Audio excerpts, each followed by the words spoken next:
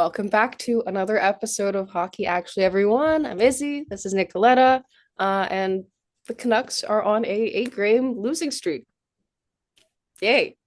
Yay. I Lovely don't know for what our else to say. rebuilders. I know, right? The Goldeneyes are on a 2-game losing streak. The Canucks are on an 8-game losing streak.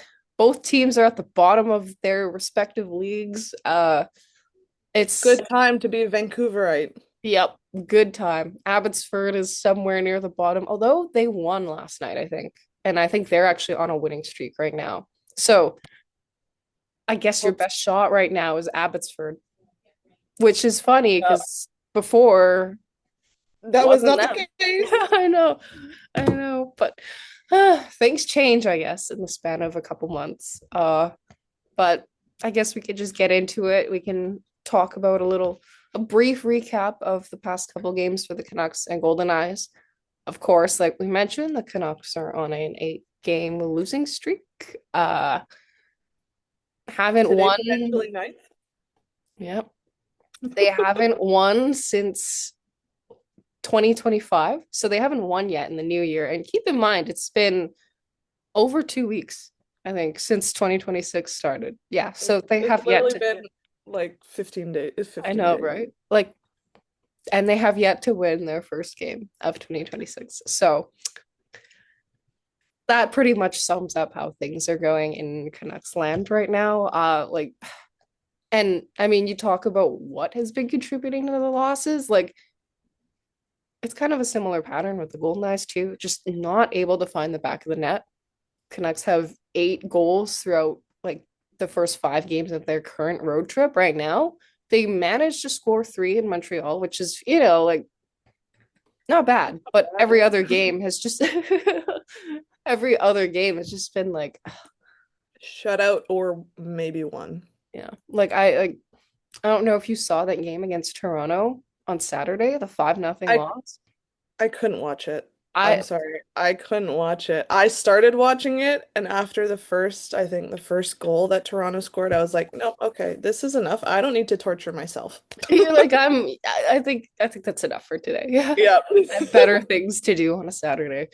Yeah, like I don't know, what else can you say about this team? It's like a lot of people want them to lose right now, so in theory it is good, but it's one of those things where it's like you at least like you want to see a competitive team, but not like you don't want them to win, if that makes sense. You want to see the effort. Like, I wanted it's yeah, but then it's kind of like a toss up because like if they are showing the effort and they're not winning, it's almost more discouraging for them. yeah. And Mhm. I understand why maybe in their minds, at least when watching, it seems like they've given up. Mhm.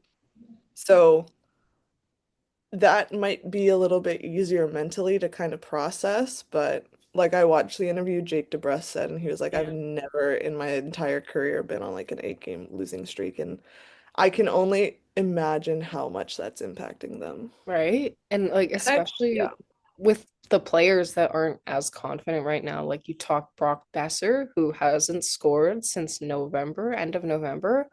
And we'll get into that later, but like guys like that and like Nils Höglander, he's been playing well, but he was just healthy scratched. And I literally just wrote an article about him at like 7 today, and then they scratched him. So like, but um like guys like that who like haven't like Stepped up. need to, yeah, like haven't stepped up and need to show that, but it's just hard because like right now, what are you stepping up for?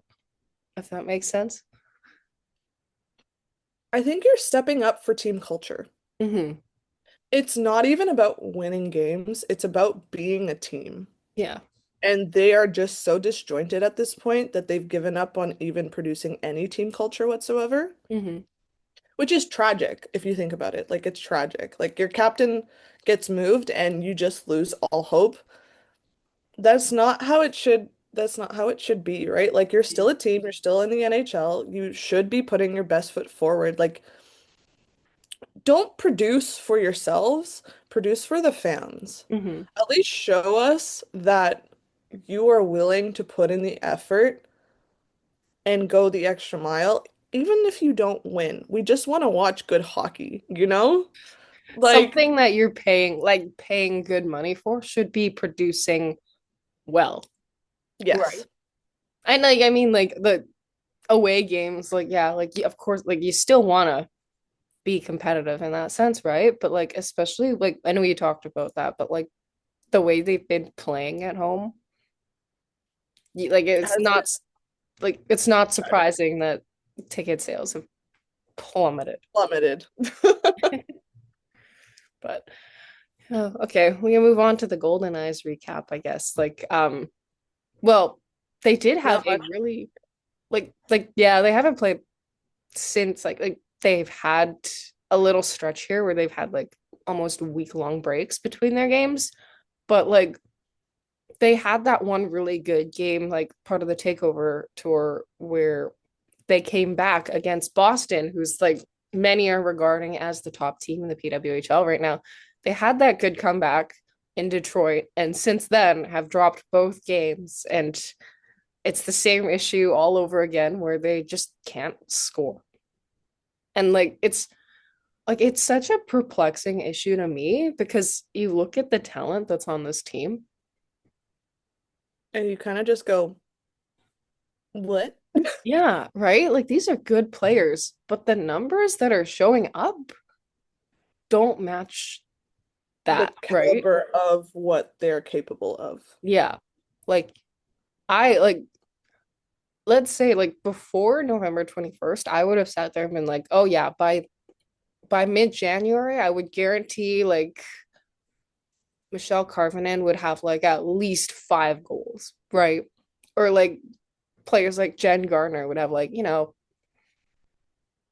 a lot of points, but like the two top like your two top scoring players right now for the Golden Eyes are defenders, Claire Thompson and Sophie Jakes, which is good, but Well, good also for them, not but not yeah, good. not Like, good for like it's good in the sense that like it's good to have offensive defenders who can produce, but but where's your where did they go? yeah, Where are you?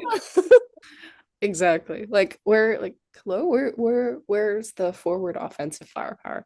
Yeah. Um, but on that kind of note, we are going to move into injuries at some point soon. But on that note of kind of lacking that goal scoring, lacking that offense, Sarah Nurse is expected back a lot sooner than we had initially thought. Last week we had been told she's going to be evaluated and it might be a couple more weeks, but she skated yesterday. And when we talked to her, she seemed very positive about when she'll be playing next. Um, and of note is the fact that the Golden Eyes' next game is in Toronto, the Battle on Bay Street, which is the when they go and play out of Scotiabank Arena, which is the Toronto Maple Leafs home arena. Um, and of course, Nurse is from Toronto. Her former team was Toronto. It almost feels like the stars are aligning where this is the game that she makes her return.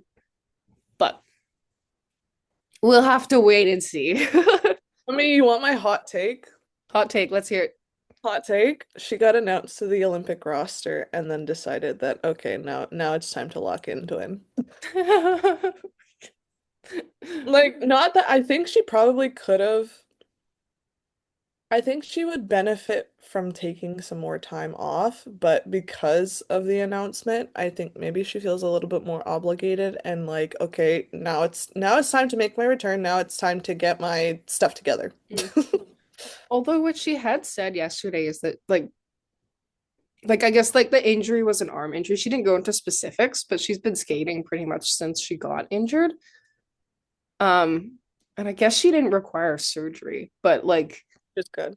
yeah, like she looked honestly, she looked good out there yesterday, right? Like if I'd have known better, I probably wouldn't have guessed that she was injured, but like again, that could always be the case where when you've got added pressure on your shoulders, it's almost like you feel more inclined to maybe push through things to come back earlier. And like we see that all the time with injuries, right?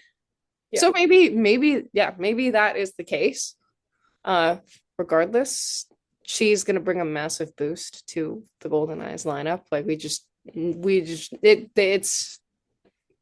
It's gonna, help yeah. loads. Yeah. But on the topic of injuries, with Nurse potentially coming back soon, that is actually the last injured Goldeneye on their entire roster. So when she does make her return, Vancouver will have a fully healthy lineup. The Canucks, on the other hand, um, I'll start with what many may be viewing as the worst news, and the fact that Kiefer Sherwood is now injured, out expected from like 1 to 3 weeks. But this in particular is not great for a few reasons. One, of course, he's probably one of, if not like one of your most consistent players in terms of putting in the effort night in, night out. Um, Currently your leading goal scorer, but from a team tank selling perspective, this is your player who had like the highest value in terms of asset, and all of a sudden he's injured, right? And that, like, an injury will tank a player's value so much. Of course, Especially like, because he's older too. exactly. And especially given the fact that Sherwood, like, doesn't have much of an injury history compared to other players, right? Like, he was injured a little last year, but came back within like a week, I think. So he's not typically a player who's injured often. And I think that's something that adds to his value. But all of a sudden, he's injured, and the timeline takes us what, to like pretty much the Olympic break. By the time that you're back, how much time will you have to showcase him before the trade deadline comes up? Like a week, two, right? So it's like, it, I don't know if the Canucks held off on trading him due to wanting more out of a package or other things, or maybe they just didn't see a fit. But like, I don't know, for this to happen now, arguably when they would most likely be trading him, it's just like another nail in the coffin, pretty much. I mean, I have to give some very, very little credit, very little. But I do have to give a little bit of credit to the team. They always ensure that whatever player they are considering trading, that they go to whatever is going to best suit that player. Yeah. They ensure that the player is going to a team that they want to be a part of. Hmm. And I do really appreciate that because you know what? Like at the end of the day, they could just say, you know, too bad you're going here, you're going there. That's just the name of the game, but they are considerate enough to kind of work with the players, be like, "Hey, like these are your options. What would you prefer?" Um, and then go from there. So, I do appreciate at least that aspect. Yeah. As I said, it's not a lot of credit I'm giving, but I am giving some. But you know what? The fact that you're giving credit is a good thing because it means they're doing something that's deserving of credit. And I do agree. It's like, I feel like in some ways it's almost like it's a business and all and whatnot and hockey mindset, but I feel like it is the least you can do, that you try to get them to somewhere they want to play in or they want to be, maybe closer to their home, closer to family, whatnot. Hmm. But again, who knows? But aside from Sherwood, this guy is back on the injured reserve. I don't even think we need to say who it is. And there's no timeline for him either, from what I had last heard. Really heavy energy, man. Like I we've talked about it how many times? Yeah, You know what? It's predictable at this point, which is terrible to say, but it's predictable. Figure it out, Canucks. Figure it out. at this point, we could just roll back clips that we've said about Literally, this. like copy paste, and it'll be the exact same conversation. I should not have to repeat myself this many times. Is like insanity. Insanity. And we love Lankinen, but okay, Lankinen is not a starting goalie. He is a solid backup goalie. I think that's the big thing with the Canucks roster right now is that we have a lot of solid like third and fourth liners. We don't have any second and first. High end talent, right? High-end talent, yeah. I think Yeah. that's the issue. Hmm. And that you're expecting these third and fourth liners to produce at the level of a first and second Yeah. line. Hmm. And that's just not fair to them, fair to the team, fair to literally anyone involved. So, yeah, I think as much as I love Demmer, you got to find someone else. And It's it just, it's too predictable of him getting injured at this point. Like, yeah, I don't know. What are your thoughts? but okay, here's the thing is I remember last year, February, like February 7th, I think it was, the Canucks played the Maple Leafs. And Demko had this great stretch of games where he shut out Colorado. He let in one goal against San Jose. Like he was playing phenomenally. He was named second star of the week. And then the game against Toronto comes and he's playing well. And then all of a sudden, midway through the first period, he leaves. And I'm like, you're kidding me. And I was covering Saturday's game against the Leafs and I was sitting there and when he didn't come out to start the second period, I was like, really again? But no one had said anything, right? No one had said anything on the broadcast. Like there wasn't any news that it was an injury. And of course, he had just let in 3 goals on 6 shots. So it was believable that it could have just been they pulled him and they just wanted Lankinen in. And then we find out that he's injured. And I'm like, you have got to be kidding me. I'm like, the last This is time a these two joke. teams played each other, the almost exact same thing happened. And I'm like, one, I feel bad for the guy because it just seems like he can't catch a break. Like, no matter what, it's like one wrong move, and all of a sudden he's out for like 3 weeks. And I feel bad for him, like, on a human perspective for that. But then on the other side, it's like, this is the guy you just signed to an $8.5 million deal for a while. And like you say, I think Demko's a great goaltender when healthy. He is one of the best in the league, and I will defend that. But I it's agree. just like, like, It's so hard to justify keeping him when this is the reality of what's going on. yeah. Like it's just it's not fair to him, it's not fair to your team, it's not fair to the fans because you know what? Like I hate to be that person, but at the end of the day, your goaltender is your backbone. It's your spine. If you don't have a good spine, if you got scoliosis, like you're screwed. And right now, the Canucks have scoliosis. And That's a great analogy. Like, sorry. no, no, honestly. Like, But it's like you have this massive, massive injury and you're not taking care of it properly. At this point in time, if you really want Demko to thrive, give him a year off, see what that year is going to do. Like, still keep him training with the team, whatever. Don't put him in games.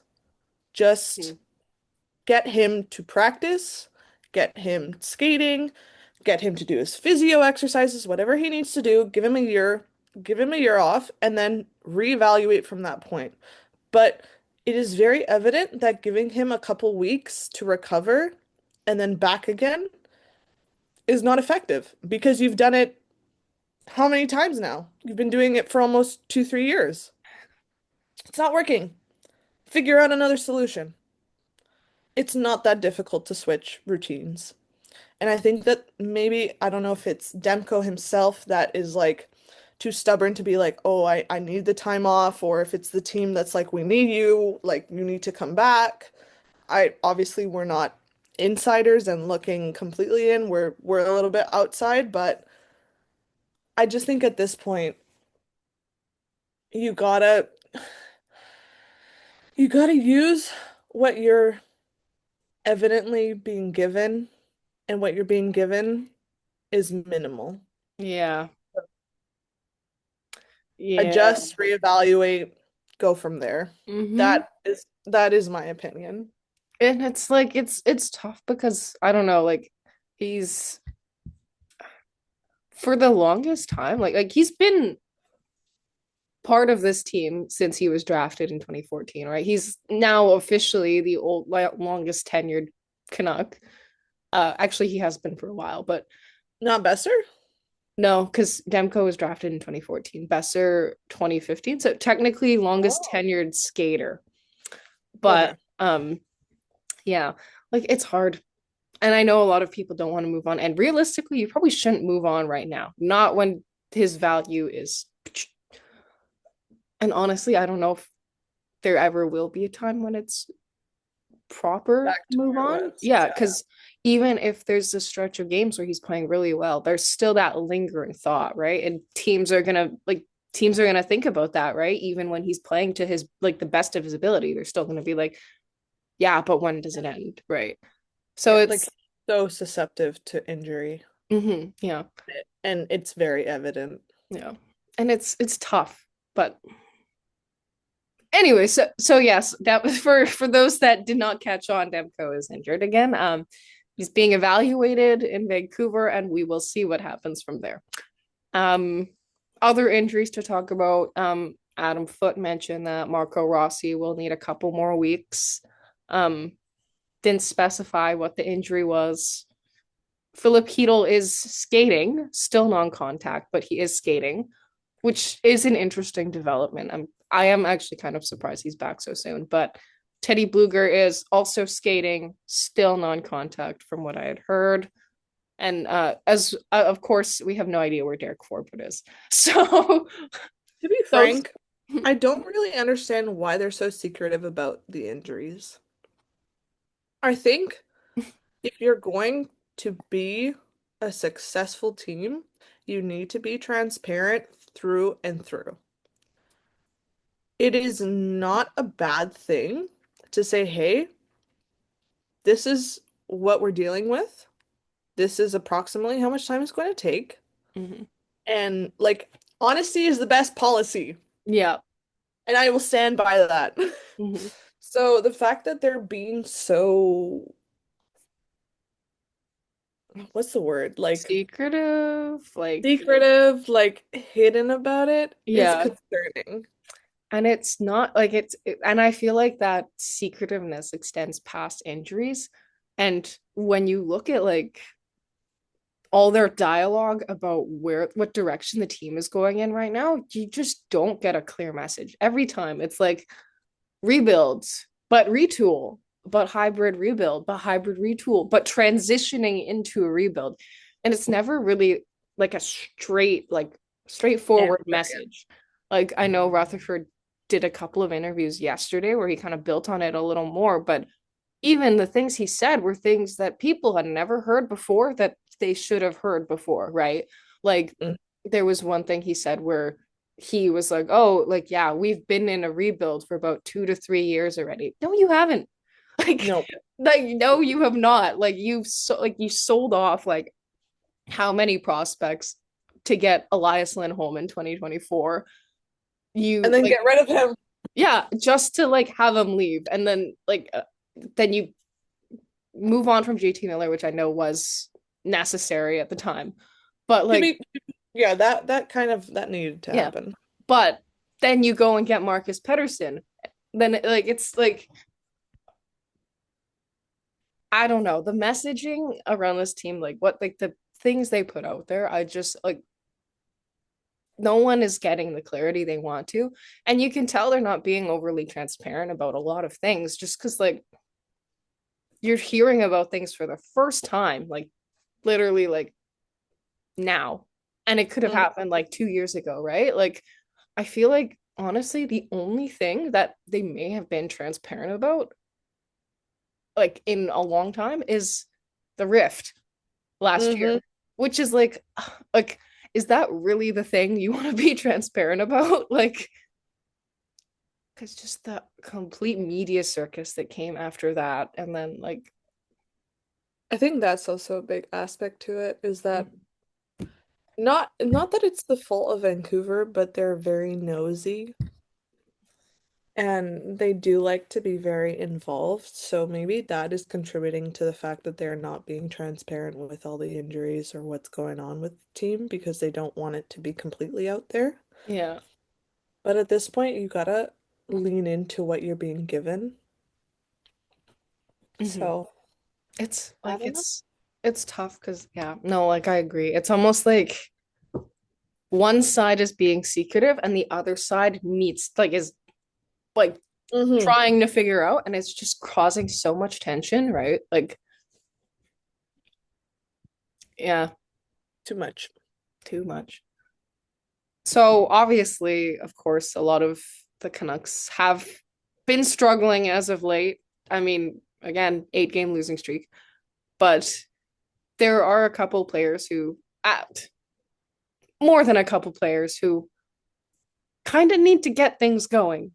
And I don't know who you've got on your mind, but I had a couple players who I've kind of just been like, I'm waiting to see more, a lot more from you than what you've been, Lackluster. yeah, than what you've been producing.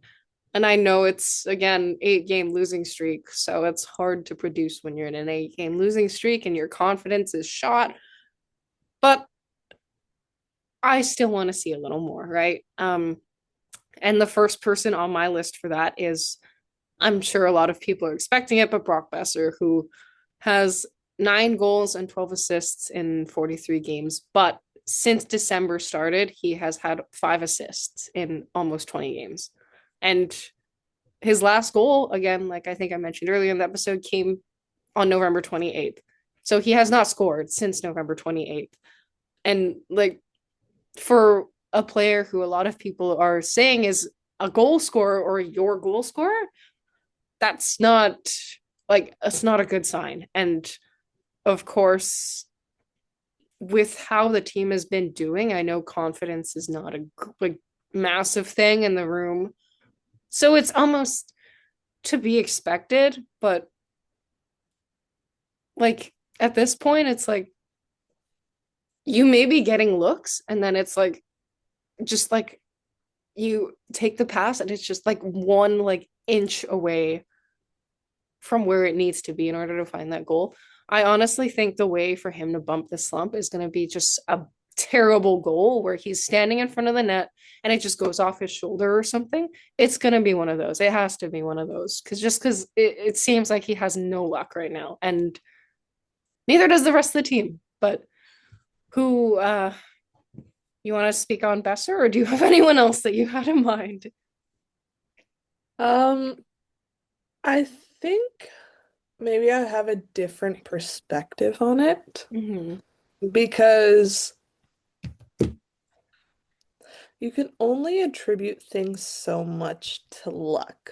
Mm-hmm. Your ability as a player should not be dependent on whether someone can get you the puck or not. You should be able to generate offense regardless of whether someone is going to pass you the puck or not. And as much as I love Brock Besser, he likes to sit in his corner, wait for the feed, do the same goal over and over again. And that to me is not like you've perfected one style of play, that's not sufficient enough. Learn new tactics. People, like old dog, old tricks, you got to learn stuff. It's the name of the game. Mm-hmm. The game is progressing past what would have been acceptable 10 years prior, no longer is. Does that make sense?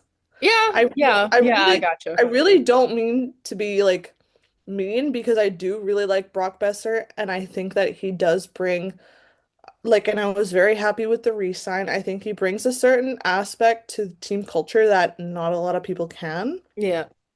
But at the end of the day, this is a hockey team. You need to produce as a hockey player, and when you're not doing that, that's when I get concerned. So learn new angles. And I think, Learn a different yeah. style of the game. Hmm. That's just my opinion. Yeah.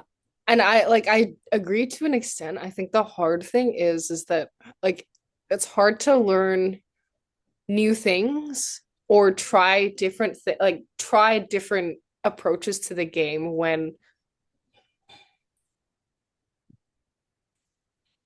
one you've got like do I want to say that? When you have like a coach or coaching staff who is heavily ingrained in wanting you to do certain things in order to find success. And it's not it's not entirely a slight to Adam Foote. But However, of course, we know that this season has not gone as planned. And I know a lot of people are questioning the hire now. And that's not to say that's not at all the reason. Like that's not fully the reason why Boeser is not scoring. Like there's a lot of things that go into it. And I do agree, it's hard to find new approaches though to the game when you're stuck doing similar things all the time, getting yourself into like a kind of losing slump like this. And it's just like, I don't know. And especially like confidence wise too, it's hard to want to try new things when it's almost like, do you even have the confidence to want to, right? Like I feel like it's a it's it's a nuanced issue, but yeah. respectfully, confidence only gets you so far. True. True. And you can have all the confidence in the world. That doesn't mean you're going to be able to produce. Hmm. You have to have the determination, the mindset, and the willingness to try these new things and commit to it.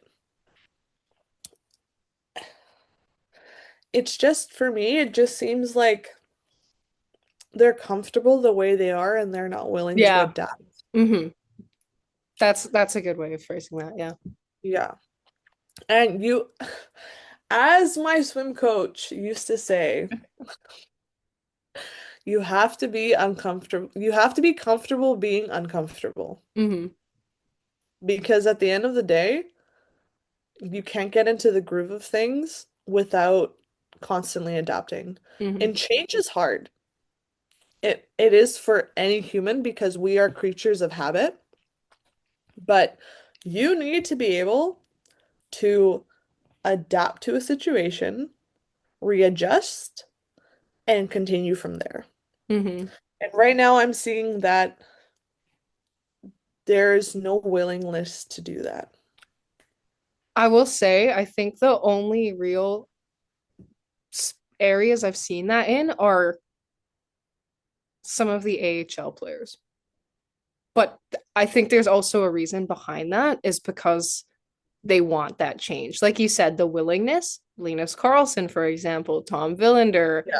like even to an extent, players like Max Sassone and Archdeep Bains, we haven't seen as much from them, but they have that willingness. They want to change, right? And it's one of those things I think you get It's when, coming from the younger kids. yeah, exactly. Like when you're coming from, like, these are players who were in the AHL last year and even parts of this year, right? Like you want to take that next step. You see how close that next step is and you want to take it, right?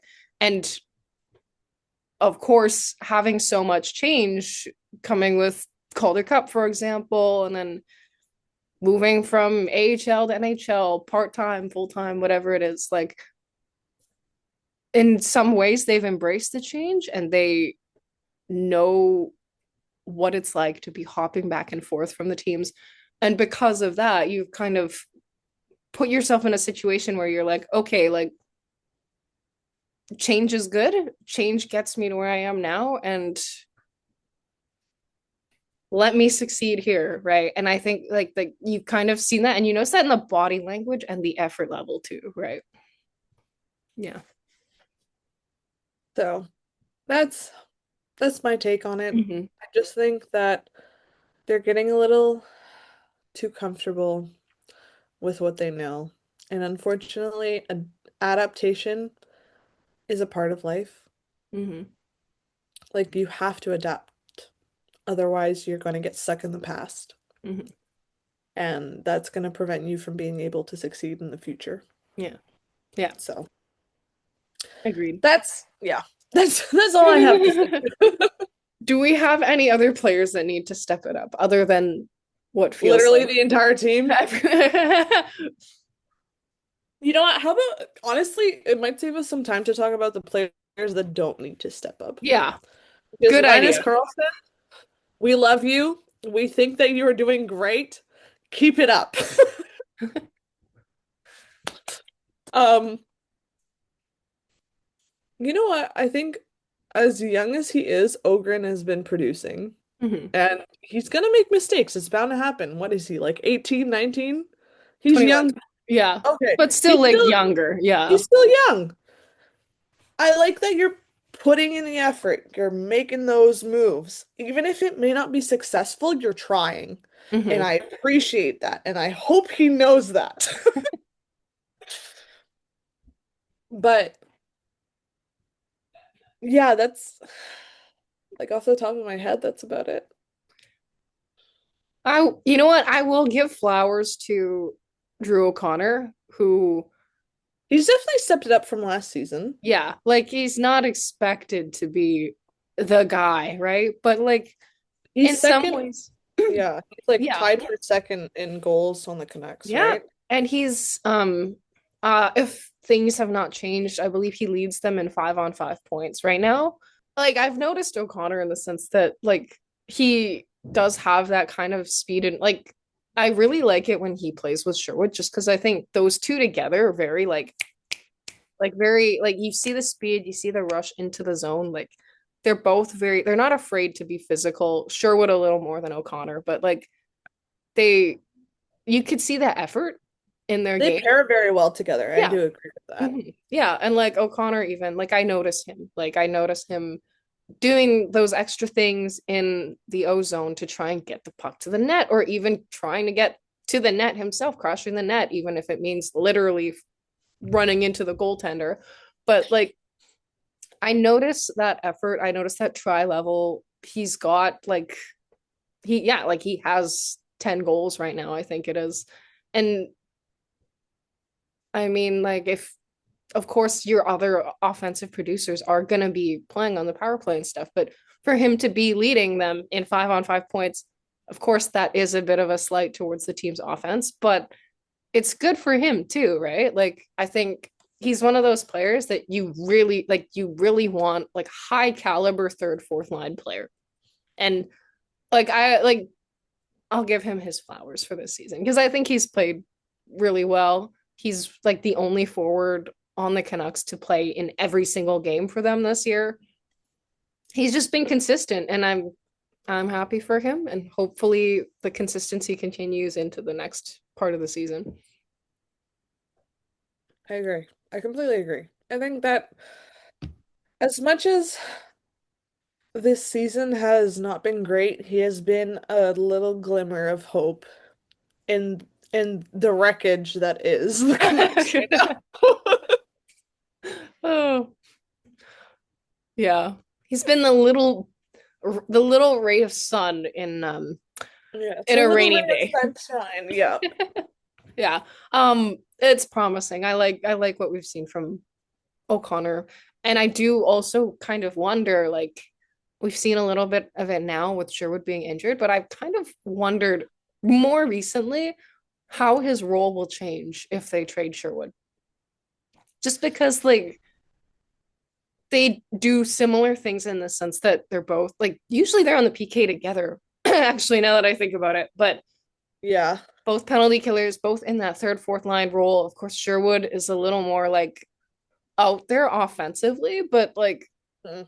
I kind of wonder if O'Connor could get to that point at some point. Like, and again, I think we've talked about it, the prototype of like the high performing third, fourth line player. We saw it with Dakota Joshua, seeing it with Sherwood now. And I would guess that O'Connor would be the next one on that kind of list. But Hmm. I mean, he's still, after this year, he's still got one, I think one more year left on his deal. So We'll see. yeah, we'll see how things go. But on the topic of trades, we're actually getting close to the 1 year anniversary of the JT Miller trade. And for the past 3 seasons, the Canucks have done late January trades, whether that's to get rid of someone or to get someone.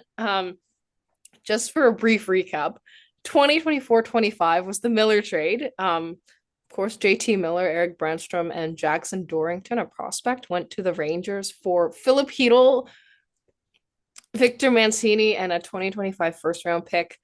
And then only a couple hours later, in what I would describe as one of the most chaotic days of my life, they, they'd flipped Danton Heinen, Vincent Desharnais, and Melvin Fernstrom, who's a prospect, and the pick they got from the Rangers for Marcus Pettersson and Drew O'Connor. And then, of course, in 2023-24, we had the Elias Lindholm trade, which happened on January 31st, actually. And then 2022-23, they had the Bo Horvat trade on January 30th. It's obviously been a pattern for this management to make their moves early. Do we Hmm. think we're going to see another big trade at the end of January, or do you think the Quinn Hughes trade back in December was their big trade for the year? I think that was their big trade for the year. Yeah, Fair. I'm not gonna lie. I think um, I just don't know what else they would do. There have been reports out there that people have been eyeing Pettersson. Elias, the forward. So not Sorry, Adam. Sorry. Oh, and while we're on that topic, since Adam wants us to talk about this, Yeah. speaking of Pettersson, Pettersson has officially hit the top 10 in franchise history in goals scored by a Canuck with 198, which he scored against Ottawa on Tuesday. So, milestone for Pettersson there. He now officially reaches the top 10. The next player I believe that he would have to beat to get into ninth place is actually Bo Horvat. So, funnily enough, but yeah, I think there was a lot of reports out there yesterday. Pettersson was on there, Höglander was on there, and then of course Rutherford had those two interviews where he pretty much just said everyone's on the table. We're listening to calls on everybody. But Finally. it's hard to take stock into things like that though, because if you remember correctly, back in like November, I want to say, they had said they're listening to calls on like a lot of like their veterans, except for Quinn Hughes and Filip Hronek. And then literally a couple weeks later, Hughes gets traded, right? So it's like it's hard to take stock into what they're saying, in my opinion, just because there's so many different messages that come out from this organization that it's you don't know what's real and what's not, right? It's a toss-up Yeah. for sure. Yeah.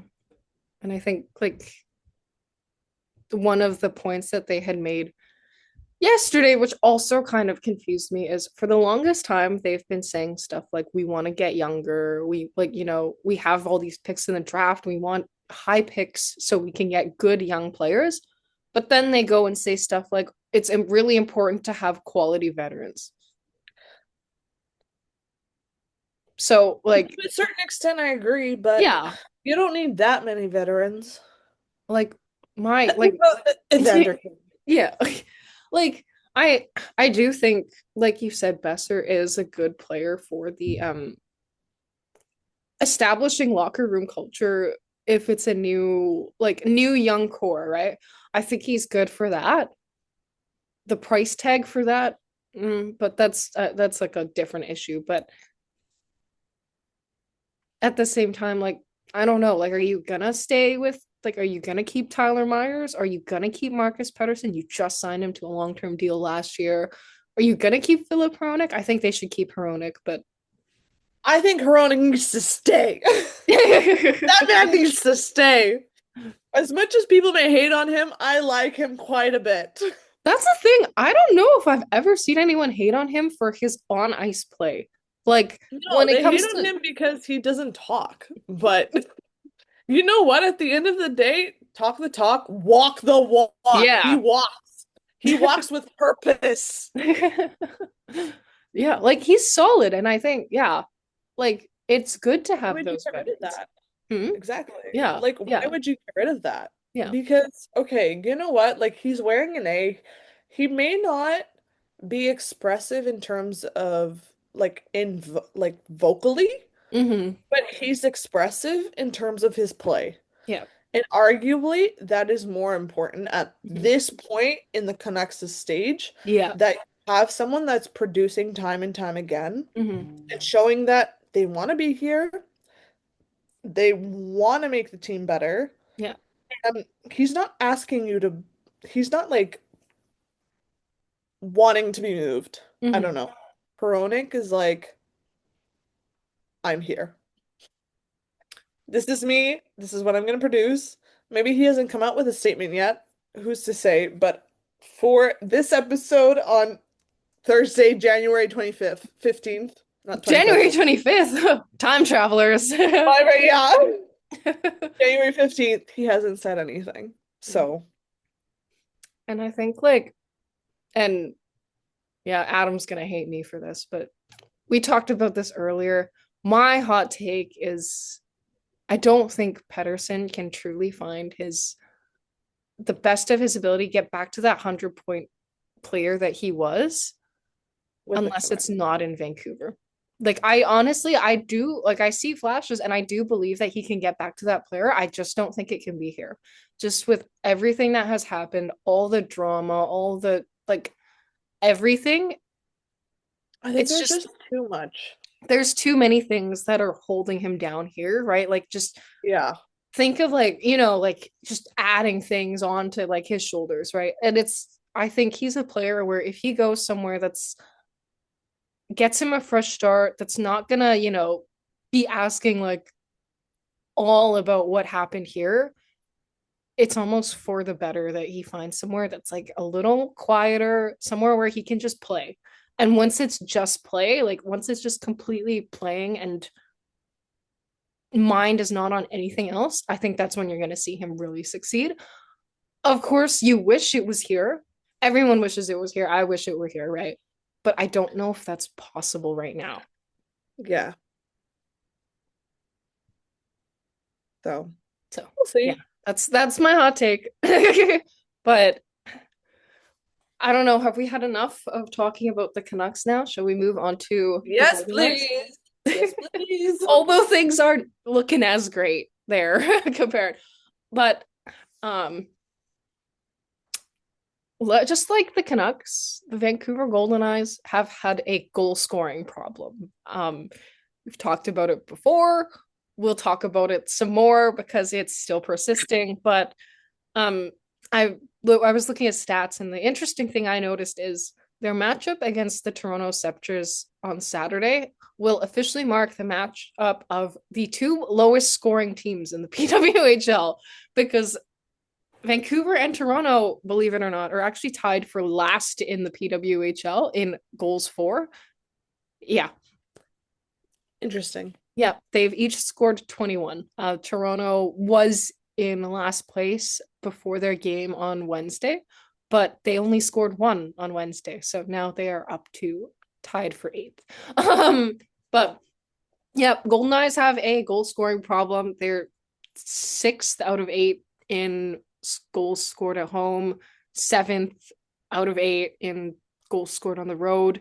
They've been shut out 3 times so far this season. And surprisingly, actually, they're not the last. Like they're not the team that has been shut out the most in the league. They're tied for that with New York. But they've also scored 2 or less goals in 9 of their 12 games played. So when you think about it, they've only had 3 games really that they've scored more than 2 goals.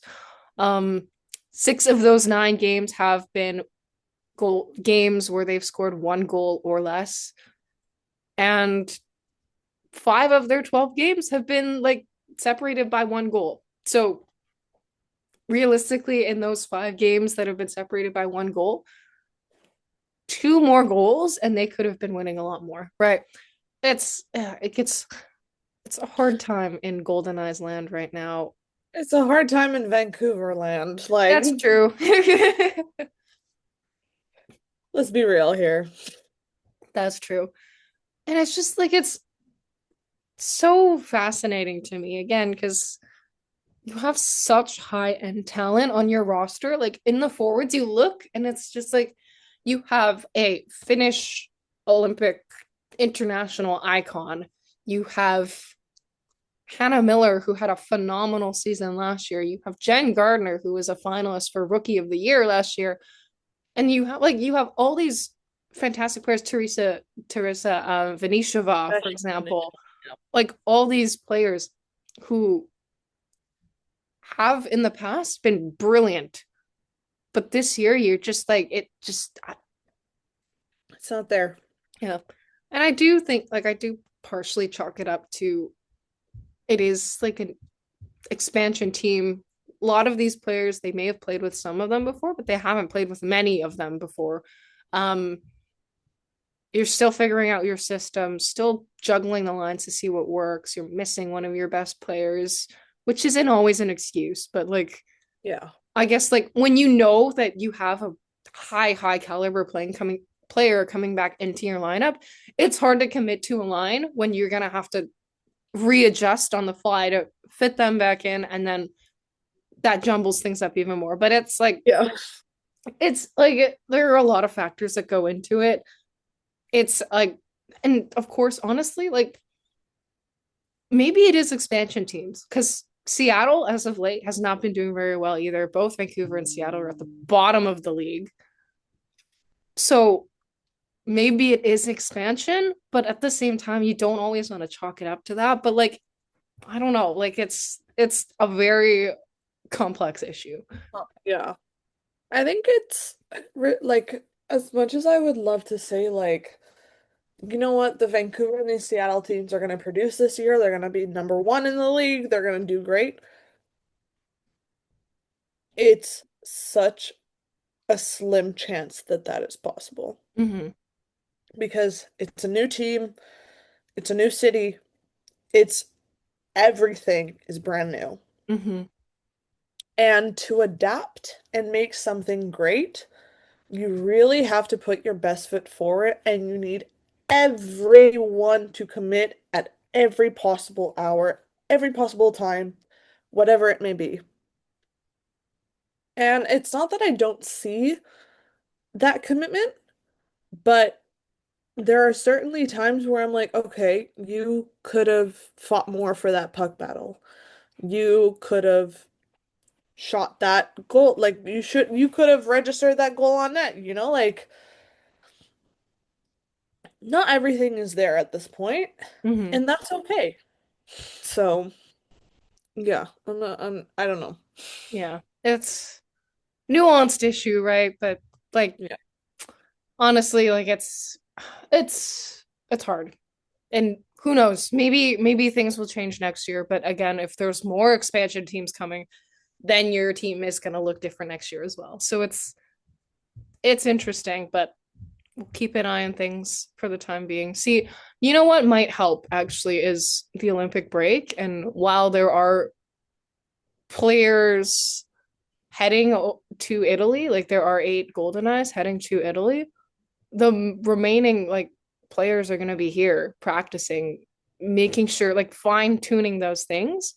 And who knows, like with that, like that's a month off, right? Like with that month off, there's a lot you can do, there's a lot you can adjust to. maybe after that we'll see things change. But again, who knows? Like there are 8 players heading to Italy. Yeah. So like as much as you can try to adjust, you will still have to fit 8 players back in your lineup. But um anyways, another thing that has kind of been talked about a lot in PWHL discussion as of late is a hit that occurred in Vancouver's last game against Montreal. Abby Roque made a hit on Goldeneyes forward Abby Roque and ended up getting suspended for it. And it's kind of generated a lot of discussion around the league's hit rules and such. What did you think of the hit? Did you think Roque deserved the suspension? Like, thoughts? I think I don't think I'm too well versed in what is acceptable in terms of hits in the PWHL and what deserves a suspension or not. But in my mind, it wasn't that dirty of a hit. Personally, I think that, you know what? Yeah, she kind of nicked her on the side. She nipped it in the bud, but it wasn't horrendous. Like we've seen way worse hits, like on Filip Hronek that caused him to miss like 3 or 4 months, whatever it may be. And Like that counting. is a bad hit. Yeah, and counting. Like that's a bad hit. But you know what? She just kind of like I refrained from saying this, but she kind of booty bumped her a little bit, and that just kind of seemed to be the end of it. So I completely agree. She should have been suspended for that game, maybe 5 minutes. But overall, I don't think that this hit should be generating that much traction. But what's your opinion? I think the main reason why it's generating so much discussion is the fact that the PWHL's hit rules themselves are still not very clear. And Yeah, because of that, it's kind of like, why does this count, but something else doesn't, right? Like, yeah, I do think the suspension was deserved. Like, it is a hit to the head. But again, with the league's rules, what counts as, like, what are you counting and what are you not counting, right? Like, it's like, consistency. yeah, it's hard because again, like, it raises questions about like what counts and what doesn't. And I think hitting has always been something that's kind of been like a bit of a gray area for the league where it's like I remember there was a game that we were at the Coliseum where Michelle Carvinen made a hit that I personally thought looked fine, but she ended up getting called for it. Maybe that is the NHL brain in me doing that as well, though, because we're so Yeah. used to a little more Harder violence in hit. the NHL. Yeah, Yeah. like a lot harder hits, but then again, at the same time, it's like if you see that exact same hit happening in a completely different game and it's not called, why is that not getting called, right? Like in theory, like I do think like when you take a look at the clip, you can see that well, at least from what I see, it looks like Boreen isn't looking. It looks like she's got her head down. And in theory, from NHL standpoint, then that's a good hit. That's fine. It's just again with the PWHL because their rules are so unclear when it comes to that. Like Very because vague. it's a hit to the head, so it gets called, right? Like it hit to the Yeah. head, suspension, that's gonna get called, right? But like I don't know, like I think it's more discussion on what counts and what doesn't, right? Yeah. Yeah. Well, I think that's everything from us this week. Lots to talk about as always. And there will be more lots to talk about, I'm sure, because we've got Olympics coming up and we'll probably get into that a little more next week in the coming weeks as the Olympics start to get closer and closer. But that is everything from us today and for this week. Don't forget to leave a comment for topic suggestions, reach out to us on socials, all the like. But for now, that is goodbye. We will talk to you guys next week. Bye.